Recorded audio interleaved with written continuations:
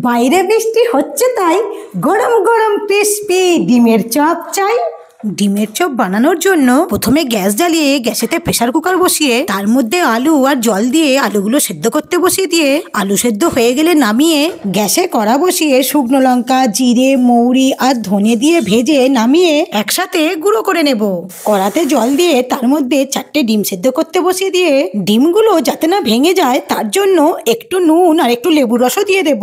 ডিমগুলো তুলে ডিমগুলো ছাড়িয়ে নিয়ে 2 টুকরো করে কেটে তাতে নুন, গোলমরিচ গুঁড়ো, লঙ্কা গুঁড়ো দিয়ে রেখে দিয়ে সেদ্ধ আলুগুলো স্ম্যাশ করে নেব। কড়াতে তেল দিয়ে রসুন কুচি, আদা কুচি, কাঁচা লঙ্কা কুচি দিয়ে ভেজে পেঁয়াজ কুচি দিয়ে ভেজে নুন মিশিয়ে তাতে হলুদ গুঁড়ো, জিরে গুঁড়ো, ধনে গুঁড়ো, কাশ্মীরি লঙ্কা গুঁড়ো দিয়ে মিশিয়ে স্ম্যাশ করা আলুটা দিয়ে মিশিয়ে তাতে নুন আর চাট মশলাটা দিয়ে কষিয়ে তৈরি করে রাখা গুঁড়ো মশলাটা আর ধনে পাতা দিয়ে মিশিয়ে নামিয়ে ঠান্ডা করতে রেখে দেব।